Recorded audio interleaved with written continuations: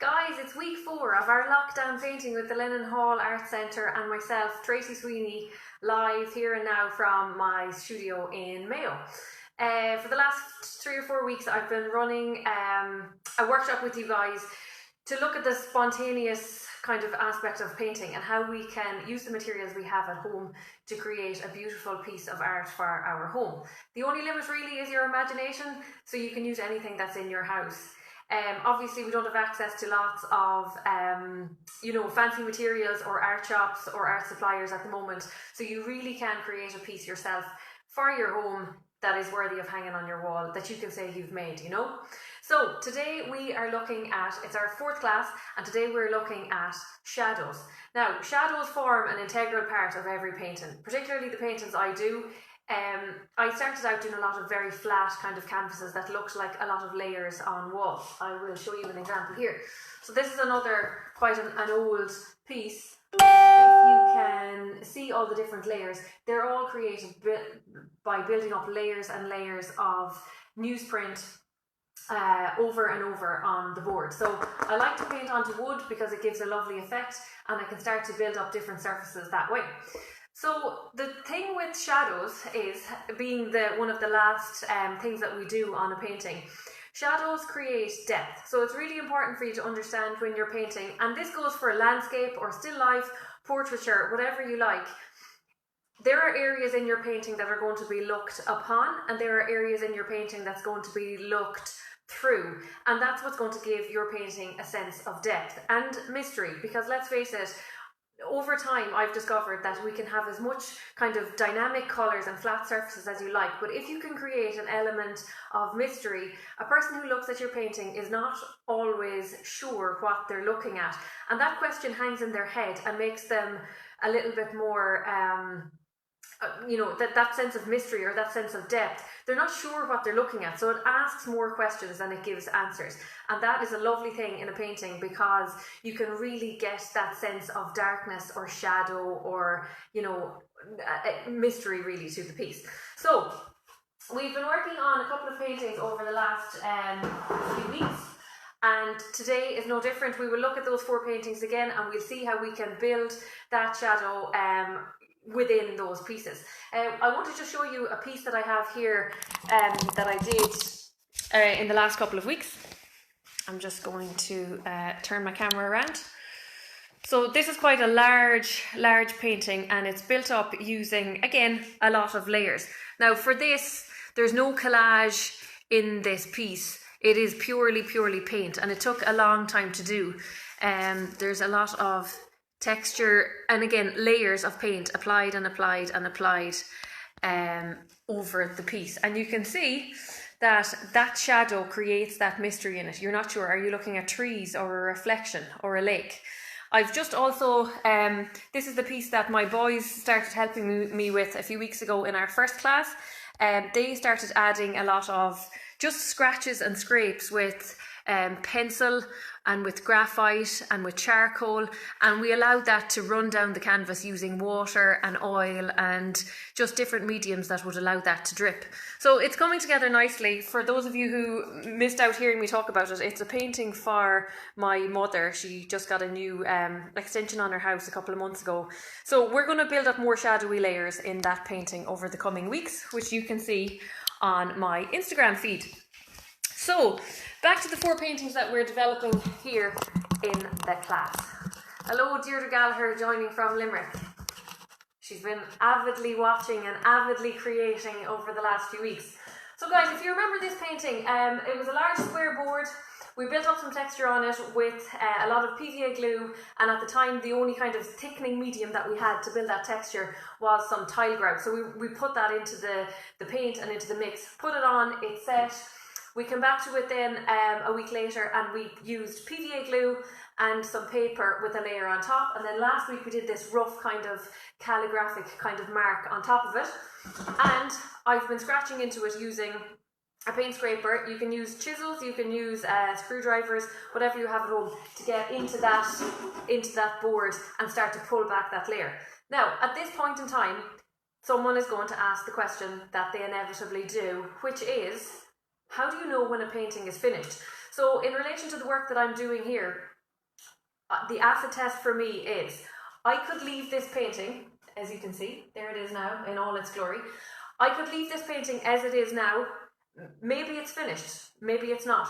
The best way for me to check that is for me to bring it downstairs, hang it up in my sitting room, and every time over the course of a week that I'm coming in to watch TV or have a cup of tea, every time I walk into that room, the first thing that's going to hit me is that painting. And I will know, that your belly and your mind will tell you, that's definitely not finished, you've got loads more to do. Or your eye might comfortably say, that really works. Don't touch it for another while if you feel it really works. Leave it on your wall for another week. Keep, developing that sense of intuition, I guess, around whether your painting is finished or not. So what I'm going to do is, I think I've only added 1 or 2 layers to it. I don't think it's as complex as I want it to be. So I'm going to come back over it with a paintbrush. I've got some PVA glue. As I chatted to you about this lately, you can use wallpaper paste, you can use wood adhesive. We're in the middle of a lockdown. Use what you've got at home. This is purely experimental, guys. Be spontaneous and don't worry about the mess, and don't worry if it doesn't work. This isn't about something working or something not. This is about seeing the reaction and the results that you can get by just letting your hand and your eye free with it. So what I'm going to do again, guys, is I'm going to get my brush. Again, any brush will do. I'm going to cover everything in PVA. Alright?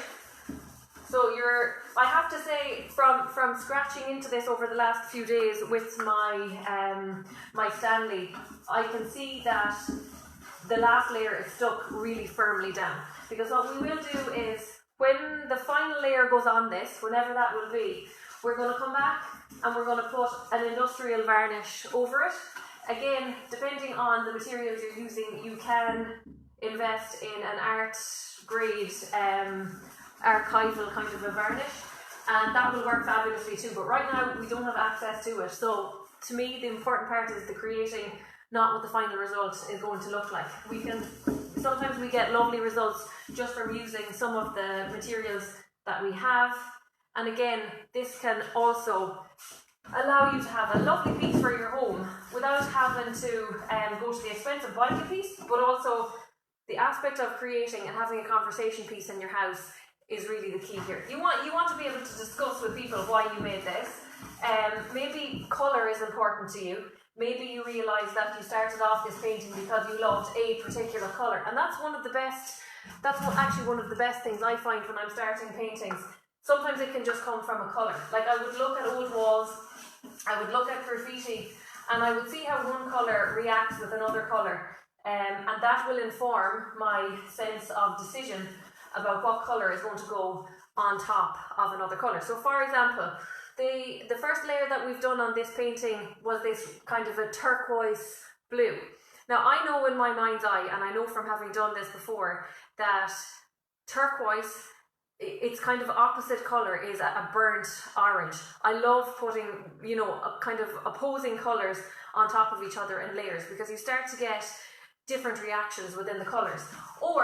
So the next layer we put on could be burnt orange, or we could actually stick with the blue tones, the blue hue, and we can make up a colour that is just a slight variation of what's already on the board. So remember, it's a pale, kind of a duck egg blue colour. That's the layer underneath this one. So with this, the other thing I can use is some tissue paper that you have from, you get it from clothes shops. It can be sitting in your wardrobe in a plastic bag.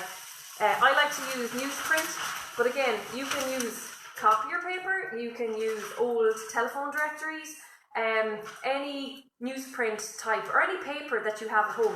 Kind of the thinner the better, so like tissue paper, that kind of aspect. Now, I'm going to go back, I'm going to put this on here, and we discussed how I like lines in my work, but again, you can build up that surface whichever way you want.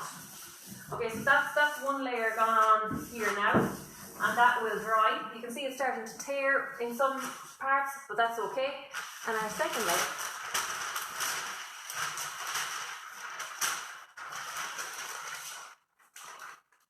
Again, don't worry where this ends up. If if it goes on, you know, not exactly where you wanted it to, that's not a problem.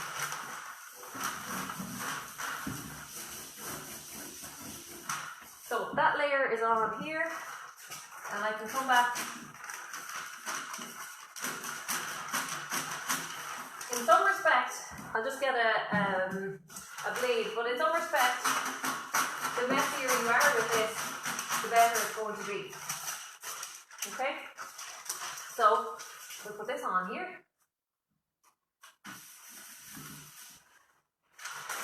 And we'll put this on here. Now, I'm purposely leaving a few little cracks and lines so that when I put my next layer of paint on, it's going to embed into those lines and give a very fine definition somewhere within the painting. Lovely to see there that Suzanne Kennedy, a great friend, is joining us over in Sweden. That's how far this class is going, guys. Okay, so that's that layer. The paint that I'm going to use today, again, is going to be white with a little mix of a nice blue. You can use kids' poster paint if that's all you have at home at the moment. You can use watercolours. You can use a bucket of household paint that you have in your back kitchen. So I'm mixing a little bit of, let me just show you roughly here. So I am mixing a little bit of white with a little bit of linseed oil. My blue is here. And I'm mixing that in. Hi Suzanne, so you're saying hello. Right, so again, I'm going to put in quite a nice little bit of white there. So yeah, really you can apply this paint as thickly or as lightly as you want. I'm going to make it nice and thick with the oil. Right, so I'm applying this again quite loosely and liberally here. You can leave parts of this out, as in you don't need to cover the entire surface. You can be as rough as you like with it. That excess of paper is all going to be cut off when everything dries. So I'll put this back here for a moment. Now, again, cover the entire surface. Once you have all that done, leave the painting aside. It needs to dry and you're going to move on to another painting, because like I said, I sometimes need to do about 5 paintings in and around the same time, even more, sometimes 10, depending on what exhibitions I have coming up. It's a great way of being very fluid about your work. So you don't want to get precious about it. So to have a number of paintings that you're working on at the same time is a wonderful, wonderful thing. So we're going to let that dry, and over the next while, as I'm developing it in studio, I will continue to put up some paintings or some short video bursts on Instagram about it, so you can get to see how it's developing. But like that, I want those layers to bring that painting all together, and it might take time. Maybe it'll be finished next week, maybe it'll be finished in a month's time. It's about the layers, it's about the continuity, and it's about building up that shadowy surface. So I'm still on layers with this one. Let's talk a little bit more about the shadows now in terms of what we can do. So I'll move this down, and I'm going to talk about this small red piece that we worked on last week. So if you can remember, our initial layer with this was blue. Then we put on this tape. So you can see that tape is still on. The paint is dry now. I'm leaving the tape on because I want to be able to pull that tape off. One of the last things that I do with this. This is what I talked about, the red and the blue. They're nice opposing colours. They have a lovely relationship with each other. Sometimes I find, guys, with a painting, I start a painting out in one orientation. But as I'm working on it, it's very interesting to see what happens if I turn a painting sideways or even upside down. But that's something for you guys to kind of have a look at what you're doing. Don't be afraid to orientate your painting a different way and see how things balance themselves out nicely. So what I'm going to do, guys, is I'm actually turning it upside down now. You'll know, again, you have to trust your eye that you're making the right decision with that orientation and shadow aspect. So just to leave that there for a few moments, I am going to mix up my favourite colours really for building up shadows on pieces on paintings, is a brown. So it can be any kind of grade of brown you want. If you want a little bit of a red tinge, there's a burnt umber. If you want to go kind of really dark, there is raw umber. They're both a real earthy brown.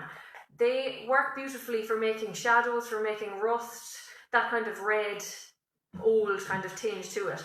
The other colour that I would use is Prussian blue, or there's another one called tallow blue, and both of them work beautifully with the browns to build up that level of shadow. And they would be kind of the most paints that I would go through. So in relation to that, I will turn the camera around briefly again so that I can show you what I am mixing up here. So I have my blue and I have my two browns depending on how red or how brown I want to go. So I'll use my linseed oil again and I will come back with a different brush. So I'm going to mix in with my oil a little bit of the blue. I'm using an old mirror for mixing paints here. I mean, you can use a piece of glass or a mirror. I tend to stay away from wooden or plastic palettes because I go through so much paint. It's just easier to be able to scratch back and peel off old paint in order to use the mirror again. So I've got my Prussian blue there and I'm going to mix a small bit of my umber with it. Now, it has a kind of almost a black tinge. You can mix in a little bit more oil. Bear in mind, when this goes on the board, the shadow will look great, but you might have to put the shadow on really lightly at first and then come back to the shadow a few days later when it's dry. You're almost better to put on a light layer at first. Like this looks almost black, but when it dries, it will have a lovely, almost a pale blue hue. Now, I like to make those kind of almost drip lines with the colour, and the edges are kind of important too, because if you get the edges, there's a sense of continuity. You know, it's a wall, it's solid, that it's a kind of an actual surface. Now, if you factor in that I have put that on over the top, there's two things you can do. So you can continue to use that brush, or I sometimes would use like just a household brush that has nice soft bristles. If you can use the soft bristles, you start to really kind of pull that surface down. So if you can see what I mean, you're pulling that surface down and you're starting to get a little bit of tonal differences going on. Don't be afraid to kind of scumble it and build up that shadow. You can see how things start to build up that level of depth. And bear in mind, this green tape will come off when all of this painting is finished. So you can see how that shadow is coming together there. Now, if you wanted to, you, at this point, can get even something like a cloth. Bear with me and I will get a cloth. Or, you know, some old rags that you have at home, and you can start to rub out areas of that shadow. So you start to get like a broken shadow effect. You want to build up that surface over the entire canvas or the entire board that you're using, so that shadow will start to come together nicely. Continue to use your big brush and scumble as much as possible, and then come back over it with kind of a fresh bit of paint if you feel that you need to add more. But remember, with all these paintings, contrast is an amazing thing. So don't cover the entire surface with it, because you want to be able to show this lovely blue that's coming through the background. It's really important. That's what gives the shadow, you know, black and white. If you have light and you have dark, your eye starts to get drawn into that. So add a little bit and then build up that layer again. And what's lovely with using paints that are quite wet, so even if you are using children's paint or the paint from your back kitchen, what's great with that is, as long as you keep it wet, you can continue to put those layers into it, and that aged effect comes out really, really nicely. So again, I'll develop more of this shadow down over it. I will pull that blue the whole way to maybe just underneath the halfway on this square board, but it'll have a real depth and a real kind of tonal unusualness to it. And at that point, I will come back and I will show you how you know, that those lines can still be withheld within with the overall kind of composition. So those lines are really nice. They can add a little bit of detail to it. The other painting that we looked at last week was this particular piece that we're working on with the flowers. Now, last week, very similar to the last painting we discussed, we had built up a lot of the shadows in the background on the texture. Then we put in these kind of branch-like pieces, and we did the branches using just literally the tip of a brush and kind of dragging it across the surface. I then went back last week in that class, and I started to apply some of this nice white and beige colour in very loose strokes, so it had a kind of an impression of cherry blossom leaves, something like that. I've been looking at a lot of Van Gogh at the moment, and he did a lot of kind of nature paintings based on this theme. Regina Geraghty, how are you? Long time no see. Why do you mix the paint with linseed oil, Tracy? Basically, with the linseed oil, it allows the paint to go further, and it adds a lovely, almost like a varnish to the paint, so that it's really, I won't say shiny, but it gives a kind of a glossy effect.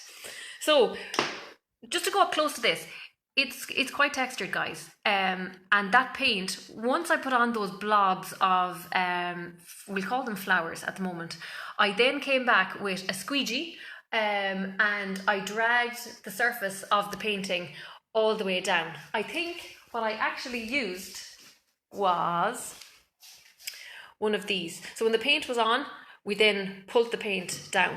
So again, what I'm going to do with this now is, and I'm only going to start it off and I'll build it up over the next few weeks, but I go back to my brown and my blue mixed with my little bit of linseed oil. I want to keep this light, so I'm going to mix in a little bit more linseed with it, so that it's I'm only building up a film. If you can picture that, I'm literally only building up a slight film of colour onto the painting, right?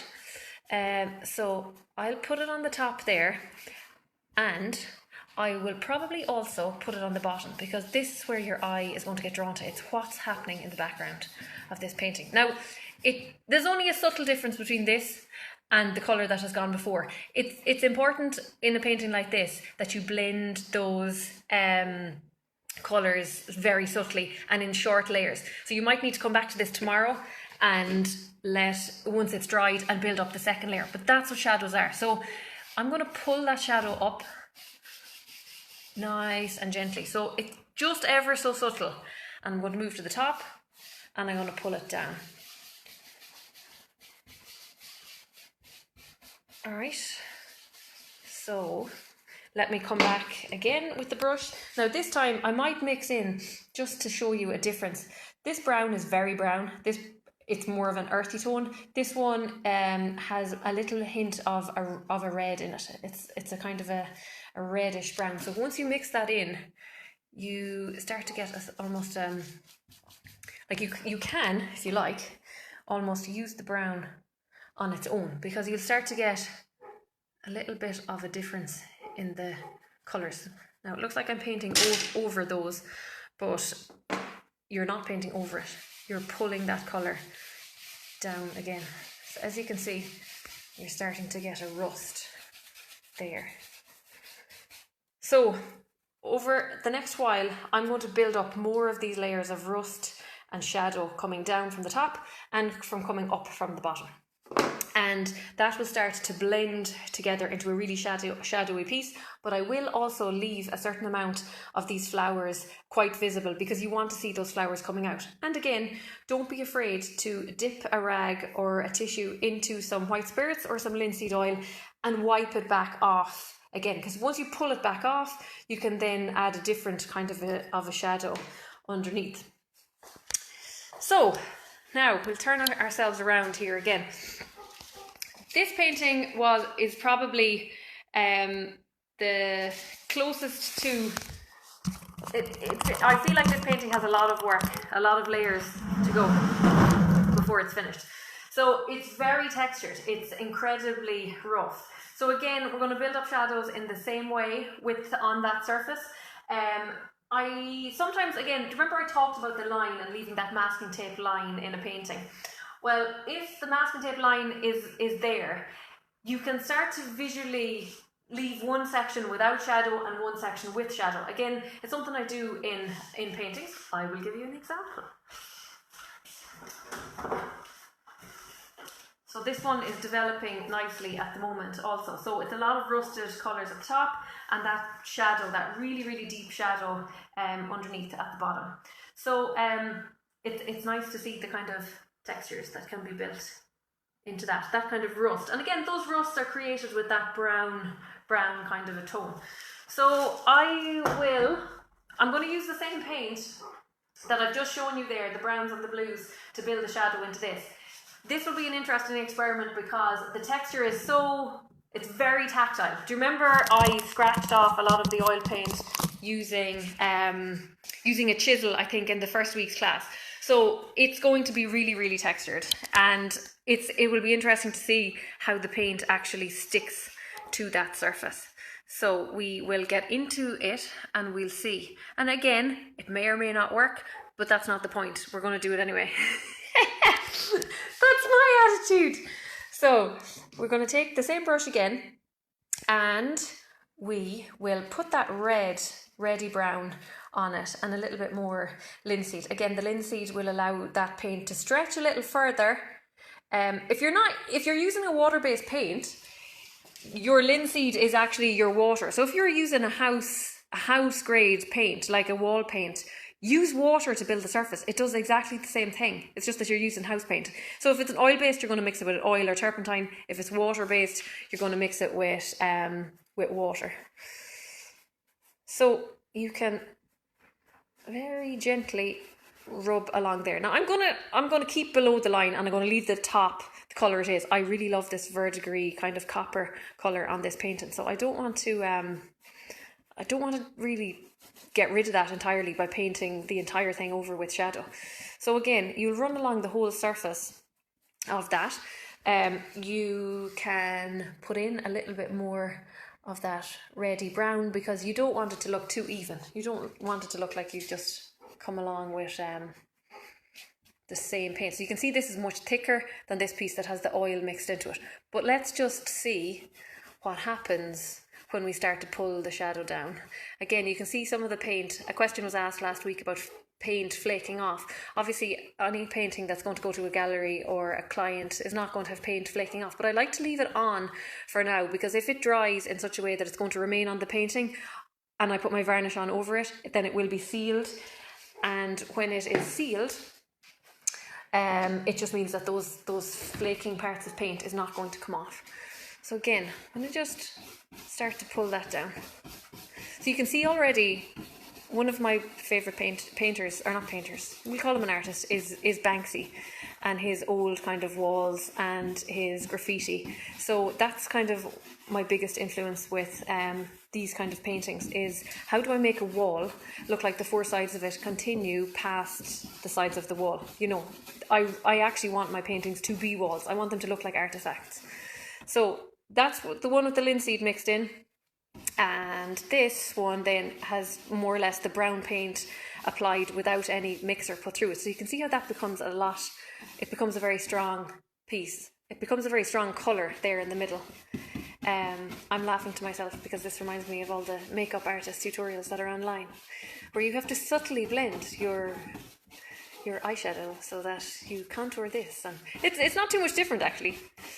Okay, so you can see how that's coming together there now, and how the definition between the paler part on top and the smokier part on the bottom is going to make this an unusual painting in and of itself, and that orange is really great. Don't forget to pull down some of that shadow along the edges, and also if you want, you can pull it up from the bottom. And also bear in mind that this particular painting could be turned upside down or sideways, depending again on the orientation and the balance of what you're looking for. So, to that end, I will leave you and love you. I can see the Linenhall is letting us know that they're going to be uploading the workshops onto their YouTube channel later in the week, so people can rewatch if they've missed out on anything. please feel free to send me any questions that you might have, because like that, you're always going to wonder what I mix my paint with, what colours I'm using. Shoot me a message and I will answer you back. And yeah, just keep up to date with the Linenhall's social media and my own social media, and I can update you on how these paintings are developing over the next week or two as I'm here in studio in rainy Mayo and getting these pieces together, because they're beautiful to work at. I think if you go around your home now and you discover some of the pieces that you can use to build paintings not too dissimilar from what we're using here, using materials that you have at home, you can end up with something beautiful. So if you did want, if you have any questions on what you can use that's already in your house, feel free to drop me a line and I'll run through the list of what I've used here for each of the paintings. So lovely to catch up with you guys, lovely to have you here with me in the studio this morning, and I look forward to seeing you again soon. Thanks guys, have a great one.